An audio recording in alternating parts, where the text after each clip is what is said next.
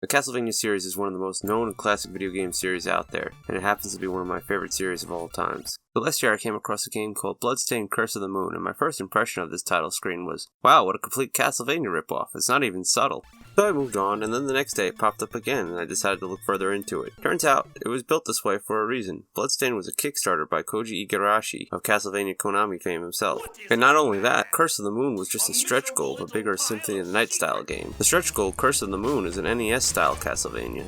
Of course, when I read this, I immediately purchased and played Curse of the Moon. Then I started looking forward to Ritual of the Night, which is officially getting released on June 18th, 2019. But in the meantime, I just replayed Curse of the Moon in anticipation of the new release. So how does this game stand up to the classics? You see, Curse of the Moon is essentially Castlevania 3 with some modern conveniences. It comes with those quick monster kills, big boss fights at the end of each stage, and of course knockback pitfalls. Oh wait, Danny's fucking not Medusa heads. For the modernization of the game, Curse of the Moon gives you two options, a casual mode, which will give you infinite lives to prevent the NES-style cheapness of a game over and then having to start the entire game from the beginning.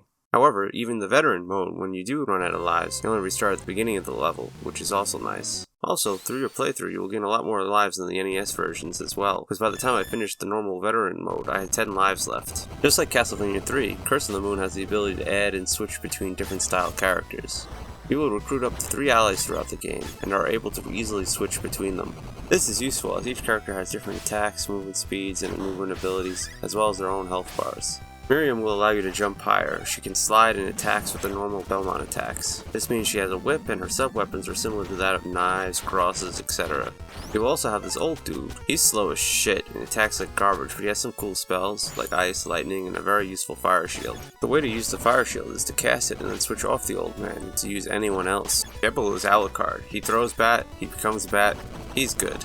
And then finally, the main character of the game is Zangetsu, a man who hates demons so much he swears to destroy them all. Honestly, it sounds like he might need a therapist. But anyway, the character himself has a small sword and average movement speed. He's nothing special. He's the character I use the least. Well, on this playthrough that is, but we'll address that later. As I mentioned earlier, each character has his or her own life bar, and you don't lose a life until every character dies.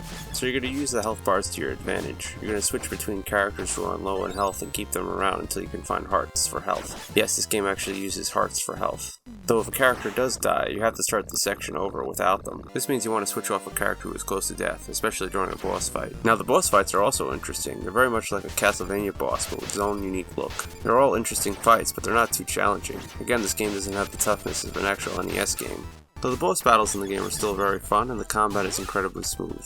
Every action from the days of the NES are perfected, so the gameplay is incredibly fluid. It feels great to play. The level design is also similar to that of Castlevania 3, but it has its own unique twists. I enjoyed each level, and each level has its own bridge and pass for multiple playthroughs when you have different abilities. Speaking of multiple playthroughs, the first time I beat it, it took me about 2 hours. Then I played it again about 3 more times back to back. This game has a lot of replayability. Turns out you don't have to recruit your allies. You can use Zangetsu to kill your allies and absorb their powers, and then you can play through the game as a much more powerful Zangetsu. A fully upgraded Zangetsu is the best character in the game, but you only get one character's life. This makes the game a little bit more challenging in that way. However, the hardest challenge is not going to be to play through as an upgraded Zangetsu. You can play through it again, ignoring all your friends, and not absorbing their powers. This means you get to play through as the weakest character solo throughout the game. Definitely the hardest way to play. Now, of course, when you beat the game, you unlock Nightmare Mode. Nightmare Mode upgrades the bosses to a much more powerful version of themselves. You also start off Nightmare Mode with all the characters minus Zangetsu, adding yet another way to play through the game. Finally, you can unlock Ultimate Mode, which gives you an even more upgraded Zangetsu right from the beginning of the game. Replaying the game doesn't feel like a chore at all since it's so short and there's so much variety of ways to play through it. So you'll probably end up finding yourself playing through it multiple times, especially if you love the original Castlevania games like I do. Or if you always wanted to play through the original Castlevania games but found them too difficult, then you should check out Bloodstained Circle of the Moon as it modernizes the genre perfectly.